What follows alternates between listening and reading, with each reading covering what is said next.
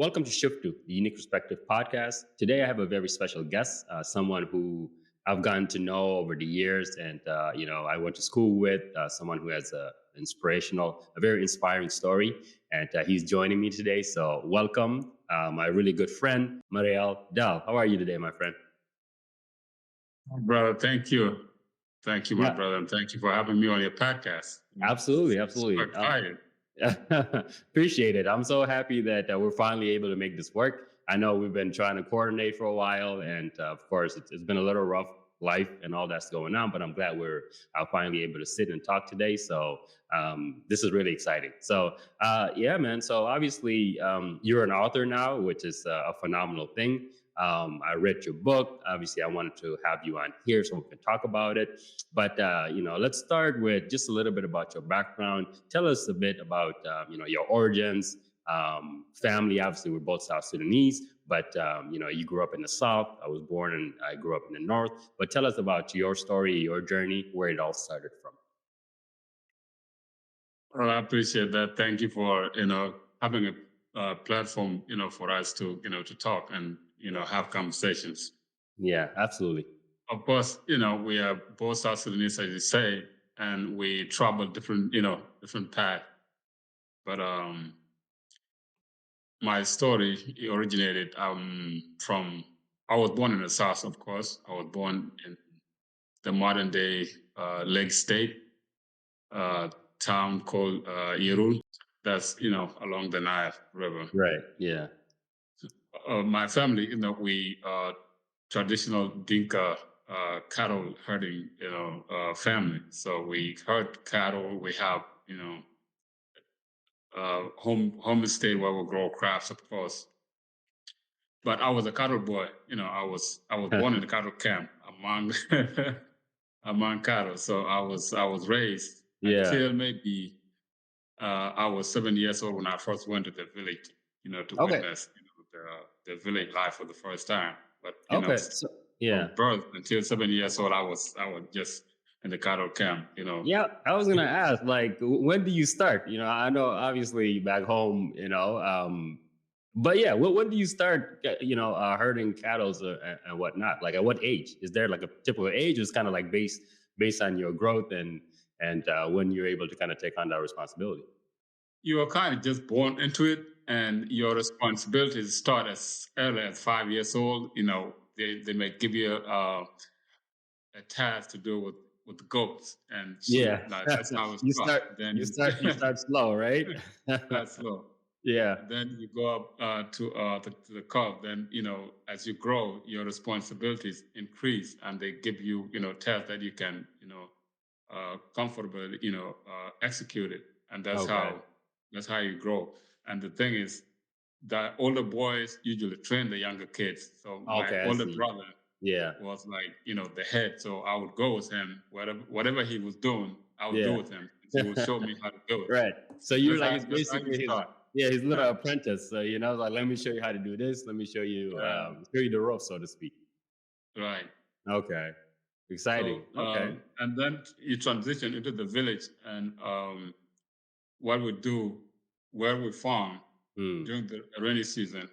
When the Okay. dry seasons come, like Yeah. people will move to the riverside with the cattle, and we Okay. camp there throughout the summer Hmm. until the rains come again. So we lug up all our food stuff in the storage, or the traditional tower, we call it. Okay. And then you move, you take whatever you're going to consume over the Yeah. summertime, then you move to the cattle camp with your cattle. Wow, that's really And when interesting. the So rains it's a come, proper migration. So you're moving, yeah, so we your whole migrate. livelihood. Yeah.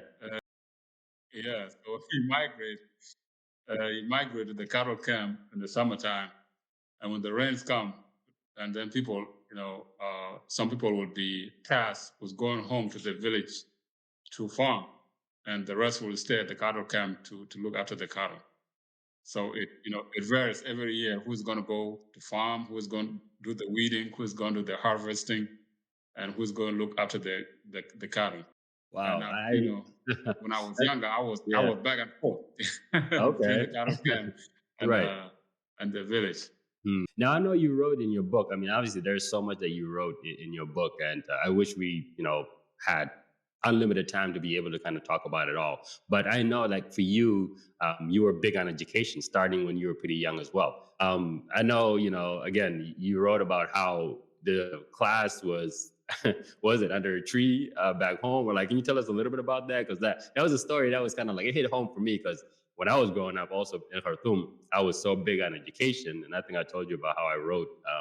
Before I was old enough to go to school, I actually ended up following, like, one of the neighborhood kids to their class. So I just kind of wandered, and I just sat amongst the pupils until the teacher figured out I wasn't a kid. But tell us about your love for education, and what that looked like for you back then when it first started.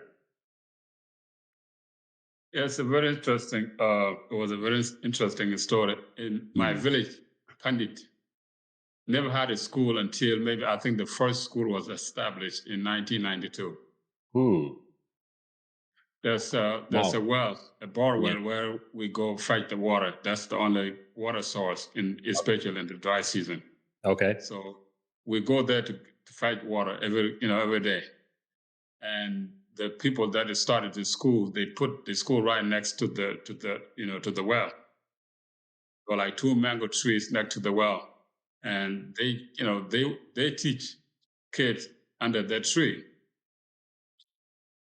without they a few kids sitting on the ground, and they would teach. One of them, they're both actually my uncles. One on Okay. my mom's side, Yeah. and the other uncle is from my father's side. Both of them Okay. started school. Oh, interesting. So every time that I would go to fetch water with my mom and my sister, Hmm. in the morning, I would hear this kid reciting their ABC, A, B, C, and Right. they sing this alphabets, and then they would spread out on the ground, and they would Hmm. draw them in the sand, Yeah. No and they school seem supplies. like, Yeah, no yeah, pen, no no, paper. Wow, no that's pen, no wow. paper, nothing. Hmm. But the thing that intrigued me the most was like the sound of the foreign language Okay. that I was hearing. Yeah. So, and the organization that they had, they look organized and very focused. Okay. I was very intrigued, and I would go there and listen, stand next to the class and listen. Okay. Oh, so you were like auditing the class before you even Yeah, became a part of it. yeah, yeah. So I Trying to would go figure out there what and this is all listen, about. Yeah. and I would inch closer, closer, and closer every time that I go, until one day the headmaster, Mhm. who's my mom's cousin, Okay. he goes to say, "Nephew, are you interested in joining the school?" I was like, "Yeah, I Okay. would like to join the school." So he told me, he said, "Go to your mom or your father. Yeah. Let one person come with you to get their approval so that I can sign you up for school." Okay. That one I was excited, so I ran home to tell my mom. So I told Yeah. my mom what the teacher said. And those days people really weren't big on education. No one really cared. My mom just brushed it off. Yeah. Yeah, my mom just brushed it off, every time that I tell her, but I would nag her and I would nag her all the time until one time she agreed to go with me to the teacher, who was her cousin. So that's how it started. So I signed up for school and I started going to school. And we later on we moved from that tree, we moved to another tree farther away from the well, and the school grew a little bit. On Look, my father had two boys Mm. and two girls. So it was just four of us. Yeah. So he was not really, interested in sending me to school because he want two boys to take care of the cattle. Okay, I see. If you Yeah. had more kids, okay, you can take one kid, especially the youngest one or the laziest one that they can get. Let's send them to Yeah. schools to go get disciplined by the By school the system. headmasters in the school system, right? Yeah. But the rest of the kids, the Yeah. the the kid that they love the more, they keep them at the cattle camp and keep them in line. So Yeah. that's That's why they fascinating. were not, Yeah. willing to send me to school. But I was very stubborn about going to school. So I actually, I don't know if you know, the Dinka people, they are very strict on. Look, my father had two boys and two girls, so it was just four of us. So he was not really, interested in sending me to school because he want two boys to take care of the cattle. Okay, I see. If you Yeah. had more kids, okay, you can take one kid, especially the youngest one or the laziest one that they can get. Let's send them to Yeah. schools to go get disciplined by the By school the system. headmasters in the school system, right? Yeah, but the rest of the kids, Yeah.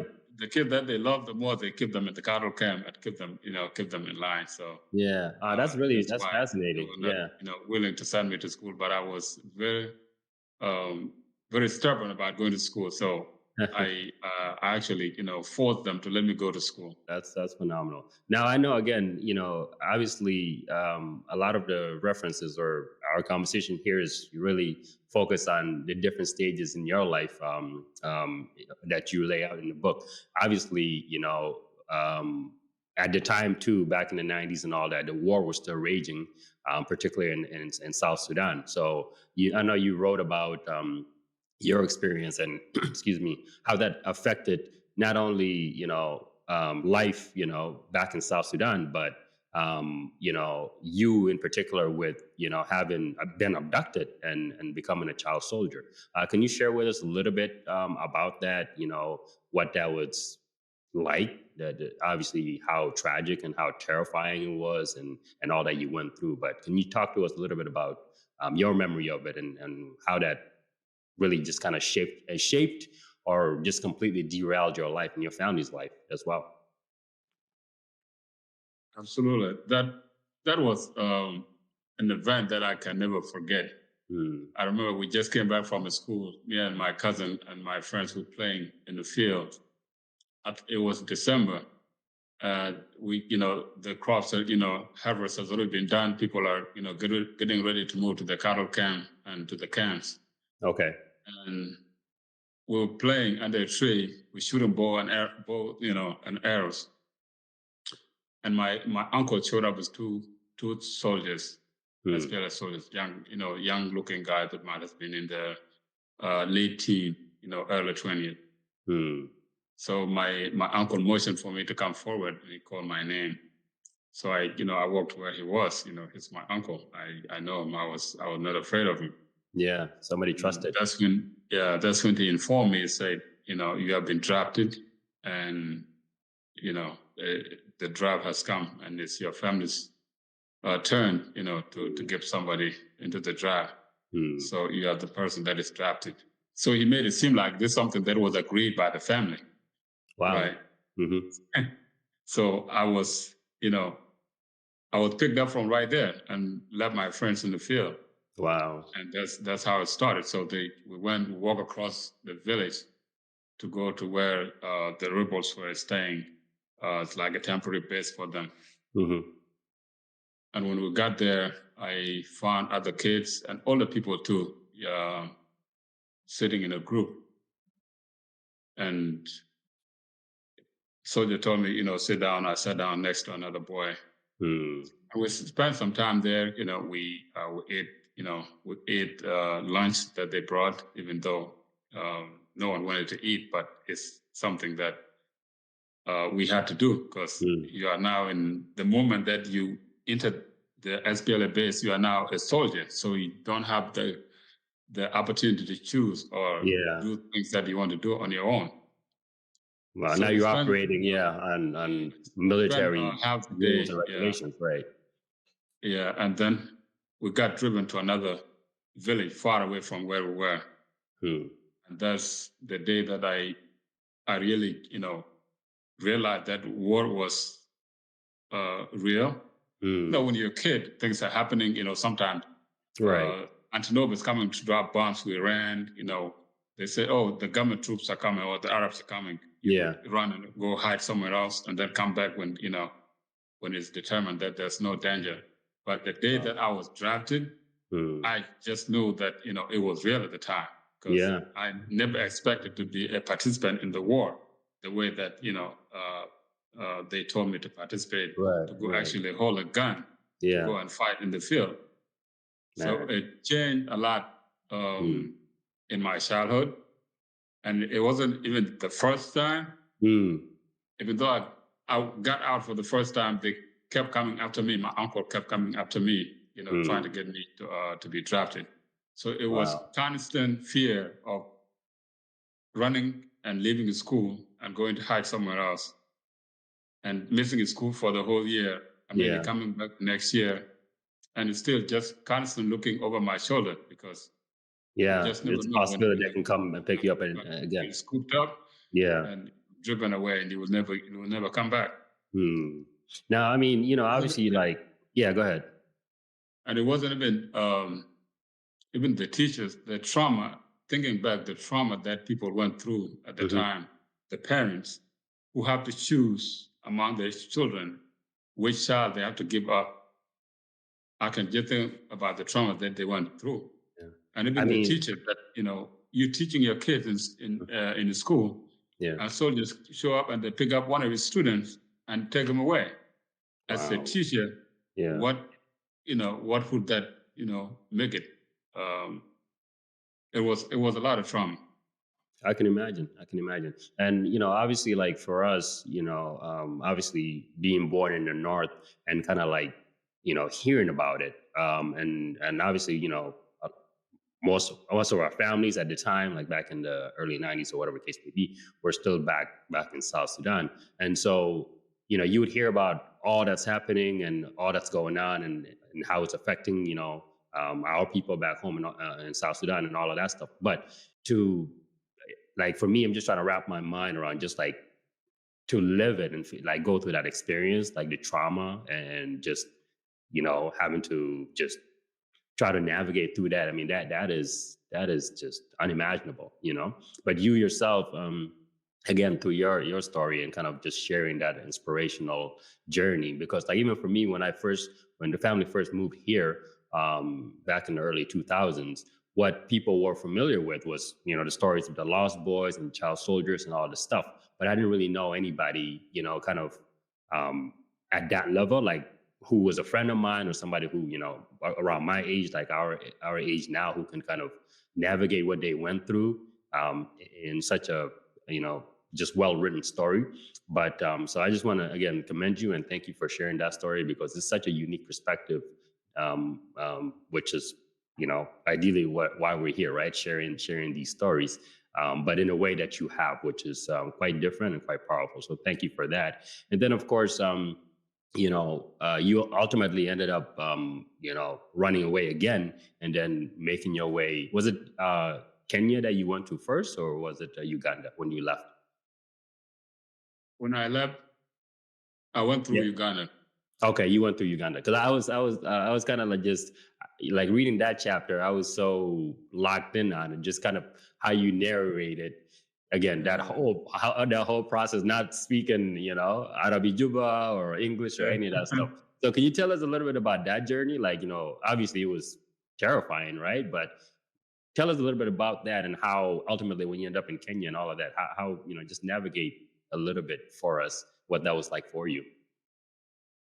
That last journey was scary because at that age I had never left the boundaries of my home state to cross over to another territory where there are no Dinka people at all. So I've never interacted with other people from different tribes. We always hear these stories about Yeah. the people from Equatoria. They have great, they are great at magic. They do a lot of witchcraft. They will kill you before you know. Yeah.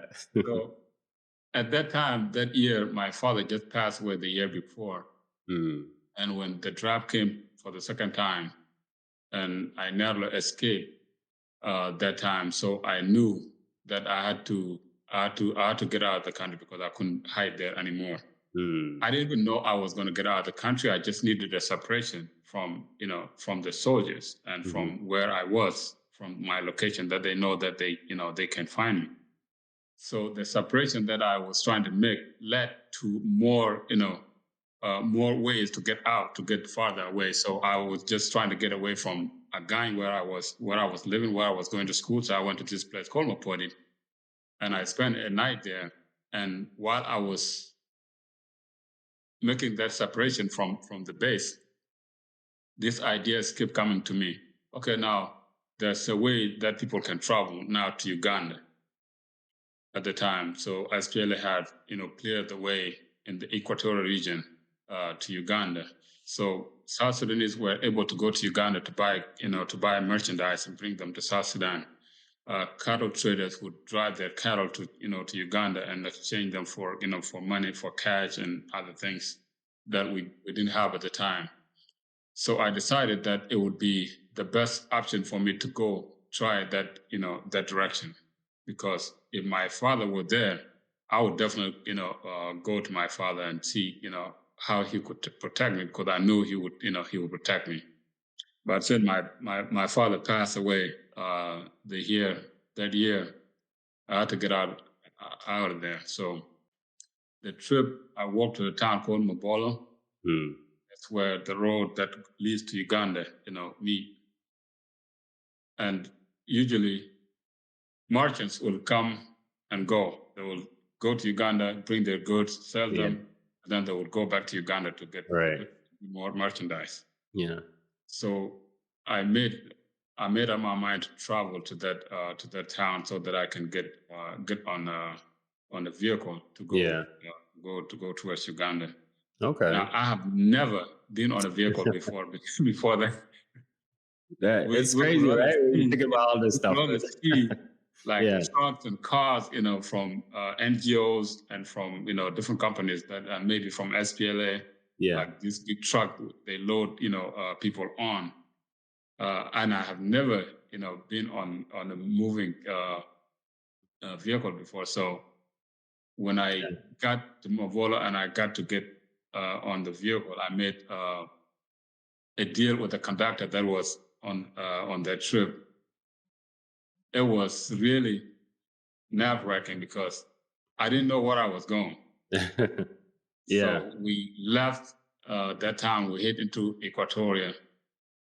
The roads were bad, and I didn't know how the smell of the gas that is coming from the exhaust. I didn't. It's something that I never smelled. Porn. I was thrown up. I mean, that's poisonous toxins that you it's like toxic. I've never came across anything like that. And but luckily I made my way through Equatoria. We went through a town called Yambio. We spent some time in Yambio and left Yambio. We came to Ye. We spent a night in Ye. Then we left again from Ye, and we came to Kaya. Kaya is a small town in the border of Uganda and South Sudan. Okay. So when you get to Kaya, that's where things get real tough, because the SPLA will know whether people are trying to escape or not. So they were really strict. Basically checking, making sure that like young men particularly, because that's young men particularly. Are you deserting or are you Yeah. So when we got to Ye was a big. I think it was a big city, ancient city, old buildings, different stuff. But I didn't know that. I've never been. So But okay, interesting. But you could just see the effects of war all over the place, like destruction that happened in their town the year before, maybe a couple of years before. I think they captured EA in 97 or 98. Okay. From the government. But you can just see the destruction of war all over the place. Like, the artillery, the bear, destructed war machinery, tanks, a lot of stuff. So, but I was when I was in Ye, when I was younger, they used to tell, they tell out the story where my ancestors migrated from Ye, and they migrated to Baragazal, where I come from. I was like, this is where we came from. The history of my ancestors is they were hunting, and they wounded an elephant, and they followed the elephant that they wounded. They followed the elephant until the elephant died in the territory where the Dinka people live. So they killed, they skinned the elephant and they camped, with their kill. And later on, they made, the local people came and, they gave them some meat and they made, they formed relations with them and they stayed. They never returned back to where they came from. And that's how they intermarry the Dinka with the Dinka people and they assimilated to become Dinka. That's their story that they tell us. Even today, we have names that, go back to Ye from a Interesting. tribe called Kakwa. Oh, really? That's interesting. That's an interesting story. Okay, So I was so very excited that I made yeah. my way to a town in Uganda called Koboko. Okay. And Koboko at the time was the center for trade. Okay. South Sudanese come there. They will sell their cows, buy goods, go back to South Sudan. Right. But then when I got there, I found these traders that were really doing a great job. They help people, South Sudanese that come there. If they Okay. see you have a problem, Yeah. they help you. So they helped me on another trip to go to Kenya. Okay. They paid for the bus ticket and they put me on a bus to go to Kenya. That's how I ended up in Kenya through Okay. Uganda. Yeah. So, and I know you wrote that you were in Kenya briefly, right? Where you went to the basically, was it asylum or you had registered? Was it the UN? Or tell us about that, because I know you had to obviously kind of your status, right? Because now you're no longer in South Sudan, so you needed to figure out your status. So you did that in Kenya, right? And then you ended up back in Uganda, where we get to the exciting part where you ultimately found basketball, and we'll kind of talk a little bit more of that because that took you to places. But what was your time in Kenya like? I know briefly, and then what was the significance of being there, and ultimately making your way back to Uganda? Yes, my time, when I got to the refugee camp in Kenya, the Kakuma refugee camp, All right. the people that just arrived, you have to go through a process to be registered as a refugee. You don't just come and become a refugee. So you have to go to a town called Lokichokyo, to go through the process, the vetting process. Mm-hmm. So I went there with one of my friends, and we went through the process where they asked you questions. Where did you come from?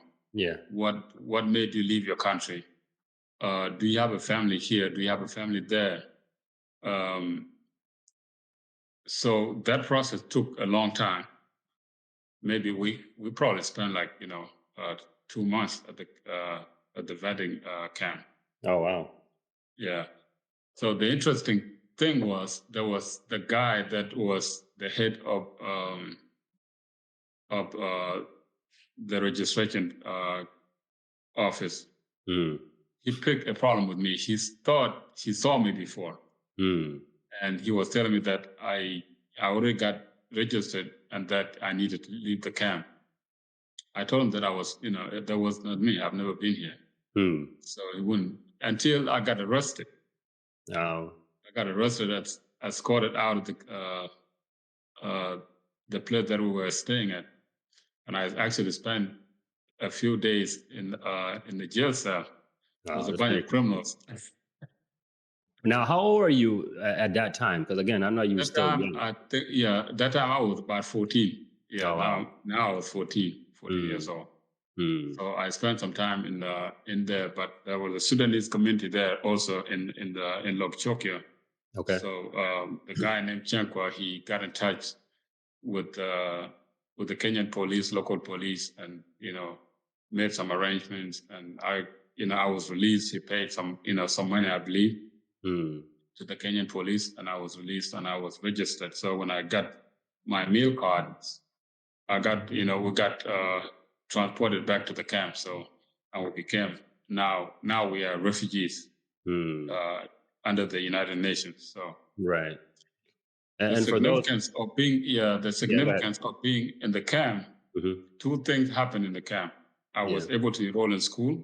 Yeah. Which is something that I wanted the most, and I was introduced to basketball in the camp. In Kakuma, right? Kakuma, yes. Yeah, which is for those who don't know, it's one of the largest, refugee camps. In this is it northern Kenya, right? Northern Kenya, yes. Northern Kenya. Yeah. I was introduced to basketball. Hmm. Those are two things that actually helped me the most to be where I am today. Hmm. I don't think if I did not, meet basketball in Kakuma refugee camp, I Hmm. probably wouldn't be here today, probably, Wow. because the opportunity came was basketball later on. So I enrolled in school called Raja Primary School. There are like Okay. a bunch of schools in the Kakuma refugee camp. They were named after like South Sudanese town or Sudanese towns or cities. Raja Okay. Primary, the Katugli, Okay. primary schools, like all different schools. So I attended Raja Primary School Hmm. in Kakuma, but things were not easy. It was hard. It was unbearable, and Hmm. the conditions were not favorable. So about spending a year and so more than a year in the camp, I Hmm. left the camp once and came back. Hmm.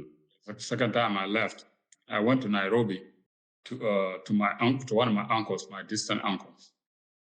He was very high in the SPLA government at the time. I think he was the advisor to John Grant at the time. So I went there to ask for some sort of sponsorship to attend a school outside of the camp. So he was putting some kids in school, relatives' kids. Which is But typical again in our community, where yeah, at least at the time, where somebody is doing well, typically other family members would, mhm. try to seek their help by, having their children live with them and go through schooling and whatever the case may be. So, okay, Yes, so you went to try to see if that's a yeah. I possibility. went, I went, I went to his house in Nairobi to try to Mhm. see if I could get a chance to go, to attend a school outside of Kakumi. Hmm. But my uncle was overwhelmed. He was already doing a lot for his Hmm. own family, his own children, and other people Yeah. that he was helping. So Hmm. he told me that he did not have the capacity to accommodate my education at the time, and she encouraged me to go back to the camp and continue following the process to go try to resettle abroad, because at the time resettlement was majority of people were going to Australia, Hmm. United States, and Canada. Right. And my the form that was given to me, I was given a resettlement form to go to Australia, Okay. but my form got declined a few times, and Hmm. from that point, I kind of lost hope and just wanted something better outside the camp. So when they told me to go back to the camp, there was nothing that I could do. So they gave me transport money to go back to the camp. So I got on the bus, From and Nairobi, yeah, to go back. from Nairobi going towards Kakuma. Hmm. When I got to the town of Eldoret, Eldoret is another city. So one of the biggest cities outside of Nairobi. Okay. That junction, either you can go to Uganda. There's a bus that can go to Uganda. Then you go to Kakuma. Hmm. So I got off the bus in Eldoret, and I said, I'm going to try my chances to go to Uganda. So I got off that bus and got on another bus that was going to Uganda. So I came to Uganda. My cousin, Hmm. who was one of the Lost Boys, he was resettled here in America, Okay. and he rented a house for his wife in Uganda. His Okay. wife was staying there, and his mom and his two brothers. Okay. So I went there to join them, just to Okay. Yeah. So to rather see. rather than going back to Rather, the camp, yeah, going back to refugee camp, you decided, you know what, let me take my yes. chances to go and see what options may What be there options? with the Yeah, family. what Yeah, options with the there? family. I just wanted to get away from the camp. Right. I just want to see what is there. Of course, which So is completely I understandable. went there, and Mhm. one thing that I used to do every time I go to a new town, I look for a basketball court. So when I was Yeah. in Uganda, there's a town called Luzira by Lake Victoria. Okay. So I would go around and ask the kids in the neighborhood, is there any basketball court here? Mm, So I keep asking them. The kids tell me, yeah, there's a basketball court. It's behind Luzira prison. mm, So one day I convinced these Ugandan kids to take me to the court. So we went to the basketball court. We have to walk through the prison, and the court is located behind the prison. mm. And that's where the local kids go there and play pickup basketball. So I went there, played pickup basketball, and that became my getaway. So every evening around Okay. 5, Yeah. I would go. It's in the walking distance from from where I was staying. Okay. So I would go to the court and play pickup basketball with the kids until it get dark. Then I'll go home. Okay. Now I know you wrote Then, that. Yeah. Oh, go ahead. I was going to say. I know that you wrote that from that relationship, at least with the kids that you met, that ultimately ended up giving the opportunity to study and actually play for one of the top schools in the city at the schools, yes. time, or okay. Yes, absolutely, Yeah. absolutely. But just by So chance that happened. Yeah.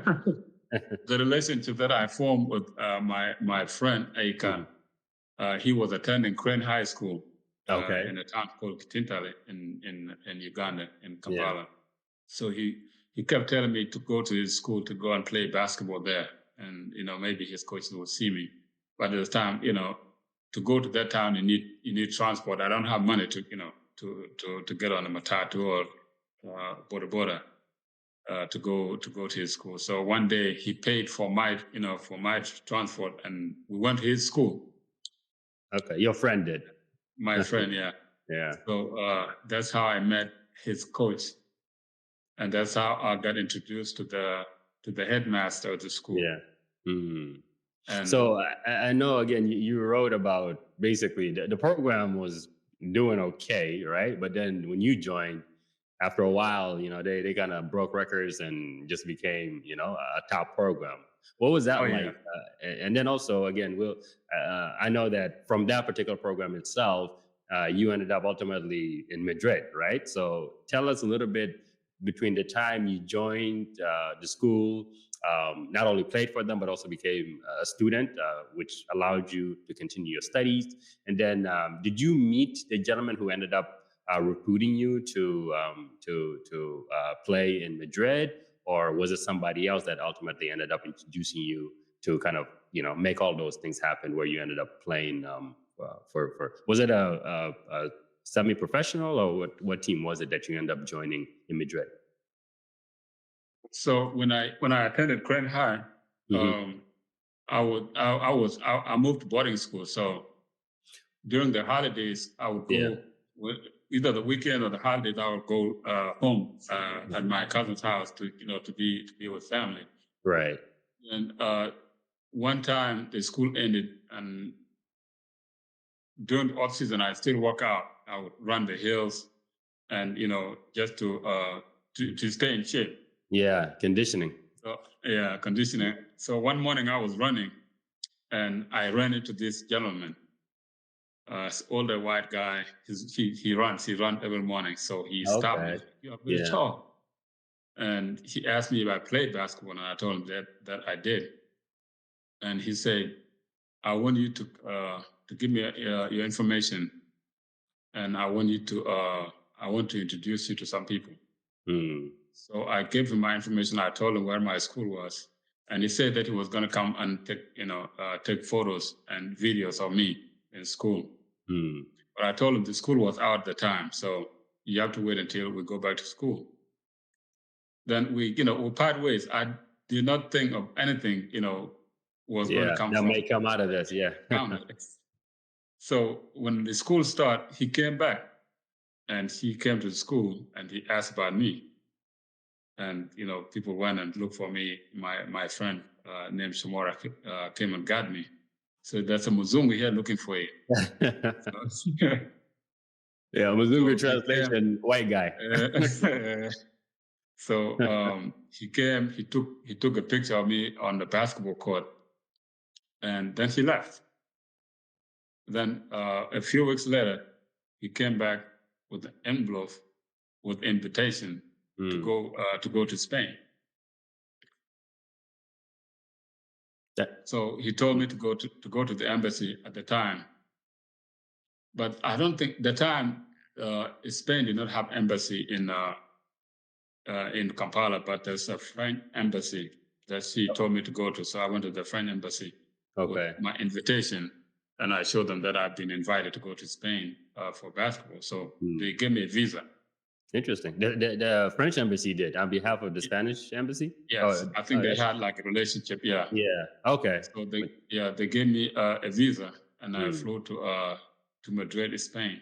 Okay. The team that I joined in Spain, it was not a professional. It's like they have levels of basketball. Yeah. So it was 16 and under.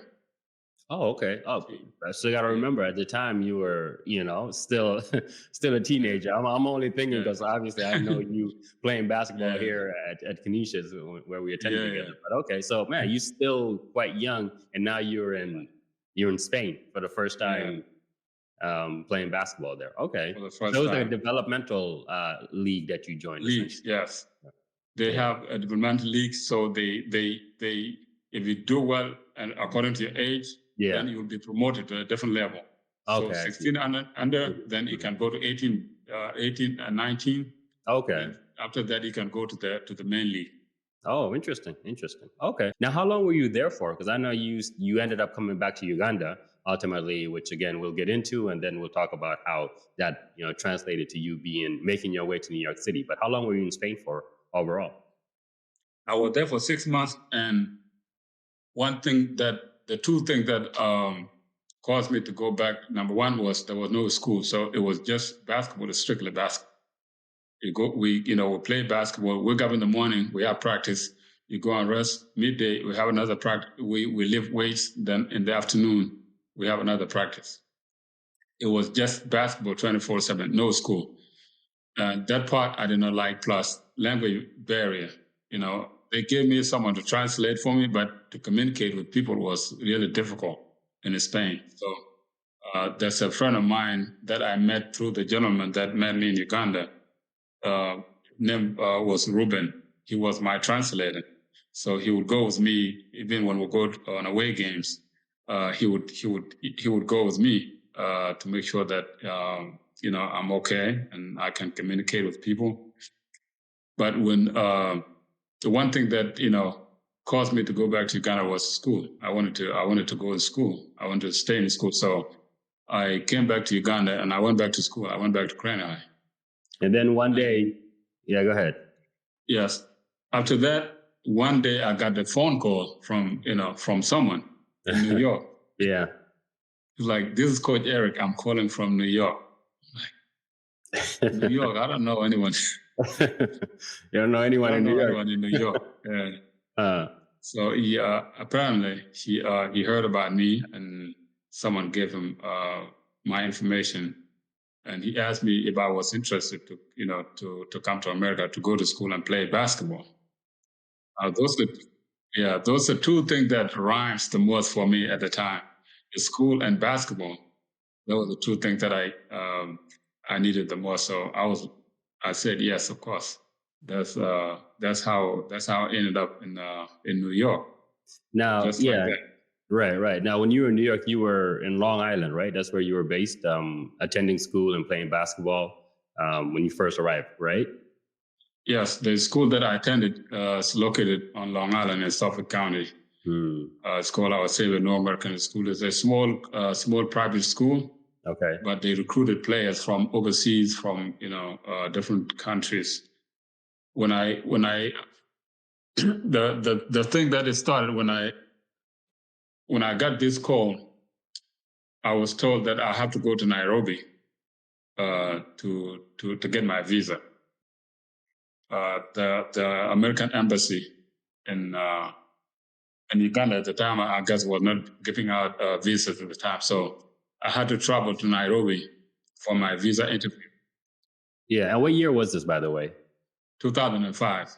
Okay. So 2005. Yeah. By this time, you were how old? At this time, I was 16. Okay. Mm-hmm. I was 16.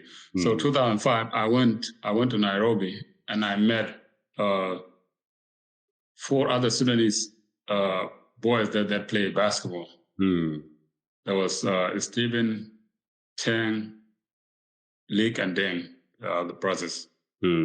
So I guess the person that connected me to the school also connected to these boys to the same school. Okay, so he was recruiting them as well.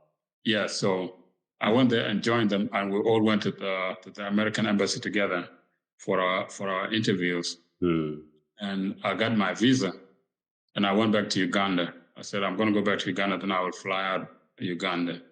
The rest of the guys, they stayed in Nairobi, and they flew from Nairobi to New York. Okay. And we all met in New York when I came. They actually went before. They came before me. And I came maybe like a week later. And I found them in school in New York. So we went to the same school together. Okay. Now, ultimately, of course, you finished it was high school there, right? And then you ended up playing for a school in a college in was it Florida? Was the first school you went to, or where did you go? Yes, I finished high school. I graduated in 2007, and I went to JUCO. I went to junior college in Florida, Tampa, Florida. Okay. Hillsborough Community College. The way things work. There's a requirement for SAT that we used to take. I don't know if they still have it. So you have to have a certain score to get a scholarship or to get into a Division I school. So at the time, I was my SAT score was short. I think I was like 20 points short. So I decided to go to JUCO to get my associate degree in order to get a D1. So that's how I ended up in Florida. Okay. And I know at the time too, while you were there, you were basically looking at transferring to some of the top programs throughout the country. Which schools were they recruiting you, or you were working your way to basically develop your skills and kind of just, keep improving your game and be able to get into one of these major programs? Because I know you wrote about your experience, I believe was in, was it Houston, where you met some of the legendary basketball players and all of that. So if you tell us a little bit about some of the schools that you were looking at the time. Yes. I finished high school. I graduated in 2007. And I went to JUCO. I went to junior college in Florida, Tampa, Florida, Hillsborough Community College. The way things work, there's a requirement for SAT that we used to take. I don't know if they still have it. So you have to have a certain score to get a scholarship or to get into a Division I school. So at the time, I was my SAT score was short. I think I was like 20 points short. So I decided to go to JUCO to get my associate degree in order to get a D1. So that's how I ended up in Florida. Okay. And I know at the time too, while you were there, you were basically looking at transferring to some of the top programs throughout the country. Which schools were they recruiting you, or you were working your way to basically develop your skills and kind of just, keep improving your game and be able to get into one of these major programs? Because I know you wrote about your experience, I believe was in, was it Houston, where you met some of the legendary basketball players and all of that. So if you tell us a little bit about some of the schools that you were looking at the time. Yeah. Before I went to junior college, I had offered a scholarship for the University of Missouri. That's a school I was going to go to. Okay. When I went to college, of course, that school moved on to recruit a different player. But when I went to JUCO, I was getting recruited by many different schools. Auburn won the school, University of Nevada. Different schools. Stanford was recruiting me. Houston, many different schools, but I decided you have to visit at least 5 schools to, before you make your decision. So I visited a couple of schools, and I visited Houston with one of my teammates. Is from Somalia. He was my teammate, and my other teammate from high school as well, league that I went to high school with. We visited at the same time, and it was football season, so they had a basketball game against Texas Tech. Okay. Akeem Olajuwon, who's like, the most famous, basketball player that went to the University of Houston, together with his college teammate, Clyde Dressler. Oh, wow. Yeah, they came to the game. Yeah. And to do that half-court ceremony that they do to flip the coin. Yeah. So, yeah. Akeem came to do that, so he was honored to do that. So I was the coach at the time, the University of Houston coach, Coach Tom Pandas. He introduced us to these legends. Wow. And basically, it was like a catch to okay, this is Houston. Yeah. See people that left from here, and meeting Akeem was like a dream come true. I was I can excited. imagine. Yeah.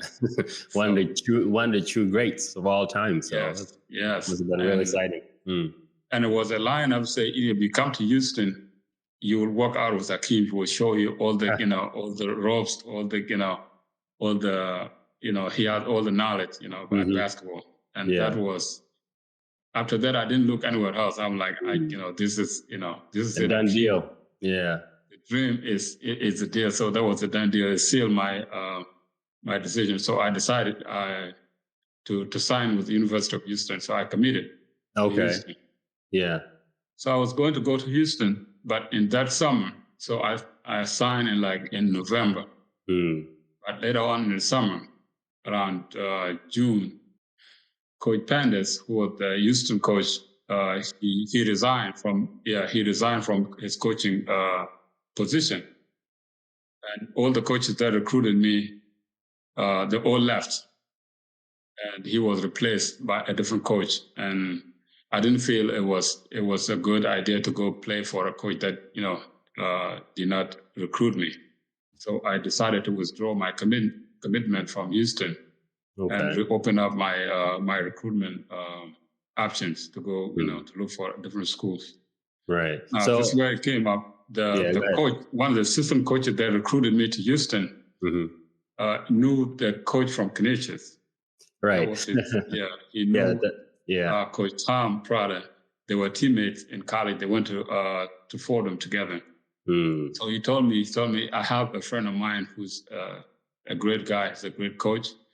He's coaching at Canisius in Buffalo, New York. I want you to go and play for him. That's how I end up at Canisius. Now, before that, did you know anything about Canisius College or even Buffalo, New York? I mean, I've never heard of anything about it. The only thing that I know that side was Niagara Falls. Niagara Falls, okay. But of course, Canisius College, Jesuit institution in Buffalo, New York. This is, of course, where you and I met when we both attended there. So, obviously Canisius had a very solid basketball program. And so for you, did you visit Buffalo before you committed to Canisius and ended up there? Or what was that? What was that process like for you? So after that, when he said that, he gave the information to Coach Prada, the Canisius head coach. So he called my coach, and he told him that he was interested in me coming to his school. So my coach shared the message with me. So I talked to Coach Prada over the phone, and he said he invited me to go and visit. So I went to visit. Actually, I went to visit Buffalo. They put me up in a hotel downtown, and they showed me around. They took me to Niagara Falls. We toured around the city. Hmm. And at that time it was like I think it was like July. Okay, So so you came at yeah. a at the best time to be in Buffalo. Uh, yeah, so around July. So it was nice. It was beautiful. The city was beautiful. So I decided to commit to Canisius. Okay. And also one thing that made I visited another school, Hampton University in Virginia, Okay. but they did not have international relations as a major at Right. their Right. school. So that was like a deal breaker for me. So I like I can. So when I came to Canisius and I look at the program that they had international relations as a major. Yeah. I committed to Canisius. No, phenomenal. So again, obviously, I'm trying to think like the first time where you and I met, and I was just like, I know this guy is Janubi. Just of course we haven't talked about it, but you're 7'2". 7'2" or Uh, 7'3" now. I know, uh, but I was listening at 7'3", but I think I'm 7'2" now. I got it shrinking. You're not shrinking, man. But of course, you and I, we had classes together because I was an IR minor, political science major, IR minor. So I know we had overlapping courses, and I still remember like I don't remember which course it was, like a history class or some course where we're sitting in the back. Obviously, we always kind of sat close together, and one of the professors was kind of teaching a lesson about the Fashoda Accords, and where he was kind of like going through the description, and I was like, wait, I heard Fashoda and my ears perked right away, and I was like, oh, that's interesting. So then he goes on and on about it. I don't remember exactly what it was, but there was something that he said that was wrong. Basically, it was pretty much wrong. I don't know what other way to put it. And then, of course, I challenged him on it, and he's a professor, PhD, and and he's looking at me like, what are you talking about? Like, I'm teaching you the subject. But I was like, well, yeah, I was like, I understand, but you're literally talking about my people, right? Like, you're talking about Fashoda, which is, where the Shilluk Kingdom. Yeah. Yeah, that's the capital of the Shilluk Kingdom, and I'm Shilluk. So I'm like, you're telling me about my history and about my story. So I didn't relent on it. And it was kind of weird because like at one point he had to like change the subject essentially and not look like he's being schooled by this kid or whatever the case may be. But anyways, that was just one of those moments where it's like I'm thinking back about again the relationship we obviously formed and how we really became good friends. And all of that stuff. And then, of course, graduation, which I still have some of those photos. And I remember how, yeah. Do you remember how it was like when we first got there? I don't know. I think it was after graduation, once we got our diplomas and all that stuff. And there was just like a sea of, I think, tourists, I think they were, somewhere from Asia. Right? Outside, right? Yeah, I think there were Chinese tourists, maybe that students there that were graduating as well. But you were like basically a celebrity where they had these massive cameras, like what I mean, like paparazzi size cameras with like these big lenses, and they were just so fascinated with you and your height and all that stuff. But I just remember, graduation and how special it was, of course, we had some family and friends and all that stuff. So I still have some of those photos, and I'll see if I can share it on a couple of photos on here, what Ricky's maybe. But Marial, man, I don't want to keep you any longer. Thank you so much for taking the time to to sit and talk with me. Of course, you ended up writing your book, and that was what. Not that long after I first published my book. And I remember when you were asking me, like some pointers about, the process and how that process was for me. And then again, I turn around and then here you are with your book. And I was like, man, I can't wait to get my hands on it. So when I finally got it, I was so happy with, again, how you just beautifully narrated your story and kind of shared all that you went through and you being here today. So from, a proud South Sudanese author to another, congratulations on that book. And yeah, man, I don't know if there's anything else you want to add to the conversation, but I'm really happy you took the time to be able to have a conversation with me today. Thank you, my brother. We have a lot of history. The small time that we spent at Canisius. And over the years, after graduating from college, we stayed in touch. We met up a few times. It's great history, and it's not. We will do this again probably, in the near future. Absolutely. We can't really fit everything in this conversation today.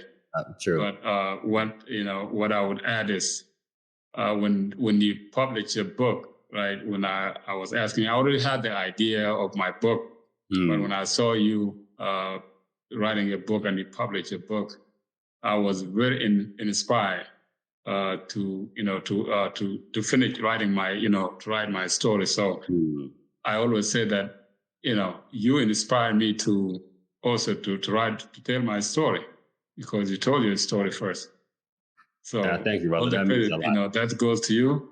You inspire me. We've been through school together. We graduated together, and we shared stories together.